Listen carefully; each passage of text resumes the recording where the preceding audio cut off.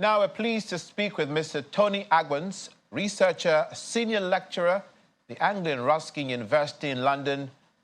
It's good to have you with us this morning. Thank you for making out the time to be with us. Yeah, good morning, Olumide. Mr. Agwans, it's the easiest thing to do will be to point fingers, play the blame game, and say, I told you so, to President Putin. But let's begin by taking the high road and thanking God in the first place that this insurrection and mutiny by the Wagner forces didn't turn into a debacle of gargantuan proportions, not just for Russia, but for the entire world, because God knows what would have happened if this did become an insurrection and that sent a conflagration around Russia. So that being said, what was your first impression when you heard the news? Yeah, thank you. Just watching all the reports you were reeling out, was just a lot really going through my mind. I think I look at this mutiny in two ways. From the perspective of the Ukrainians, who have consistently been bombarded by the Russians, and then I also look at it from the perspective of the Russians. So we look at that of the Ukrainians, okay? And I can just read, the mind of most Ukrainians. Like we always say, the enemy of your enemy is your friend, that kind of cliche. So they will be happy that at least there is some division and there are some cracks within the Russian military architecture.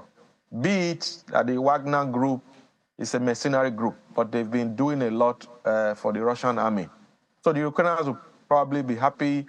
The West and NATO, they will also be, smiling, even though they will not show it. At least they will say, oh, things are happening, and the Russian unity is being cracked. So that is on one side. But for the Russians, I look at the Russian population now, a lot will be going through their mind that how on earth could a mercenary group advance just several kilometers to the highly fortified Russian capital of Moscow.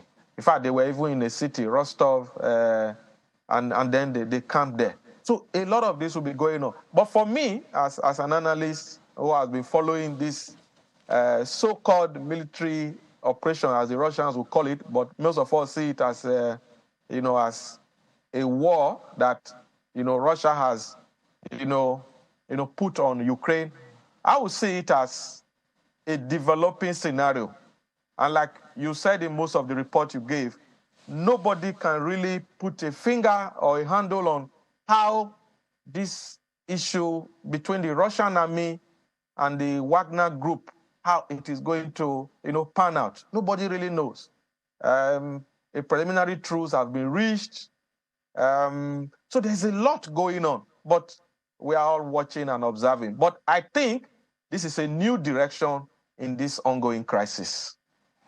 It was expected that there'd be comments such as that from the U.S. Secretary of State, Anthony Blinken, saying that there are cracks in Putin's leadership.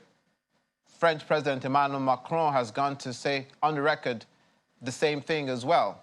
But to be fair, could you give me your assessment? Because Yevgeny Prigozhin is not a member of Putin's cabinet. Yevgeny Prigozhin was never appointed to any governmental position. Yevgeny Prigozhin is not a member of Russia's military.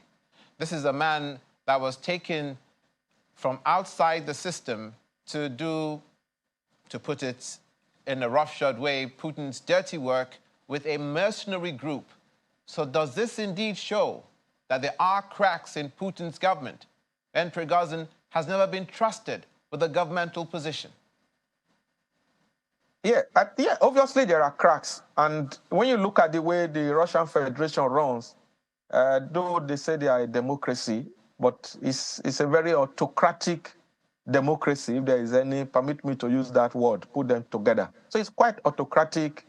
It's a one-man show, especially in the last 23, 24 years, that Putin has been in charge, But when you look at this man, Prigozhin, yes, it's true that he may not be holding any executive position within the Russian government or within the Russian military. But like I said earlier, he's done a lot. He himself and his group, the Wagner group, they've done a lot of dirty job, for Russia in so many countries, in Syria, in Mali, in Sudan. We can go on and on. So they do a lot of, not just military, they're also involved in some economic work, which maybe beyond the scope of this discussion right now. So they are a very, very important group for as far as Russian foreign aggression and foreign incursion in other places is concerned. So, but there are two things again that people need to take note of.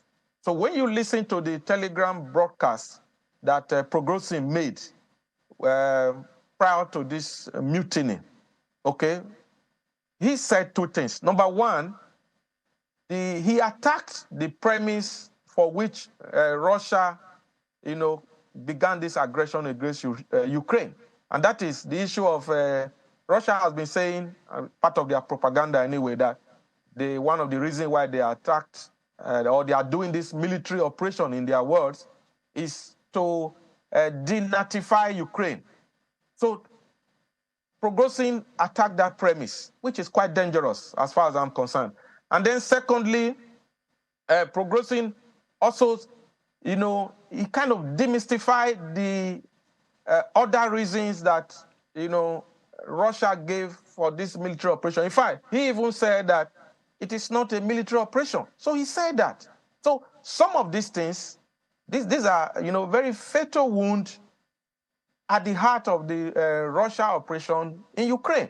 And when you look at the way government run, so some of these things that Prigozhin is saying, being an insider, may begin to send the wrong signal within the Russian military establishment, within the Russian political elite, and even within the Russian government itself. And then it may also empower the NATO, Ukraine, and the others who are, stoutly fighting against Russia as far as this crisis is concerned. So these are some of the issues that are surrounding this crisis. Well, if you can draw parallels with Mary Shelley's classic literary masterpiece, Frankenstein, then President Putin is like Dr. Victor Frankenstein, and Prigozhin is like the monster that's been created because of this military operation, as they describe it. But thank you so much for your contribution this morning. I really appreciate it. Mr. Tony Agwin, Senior Lecturer, Anglia Ruskin University in London, for being with us this morning. Yeah, thank you, Lumide. It's been my pleasure. Have a great day.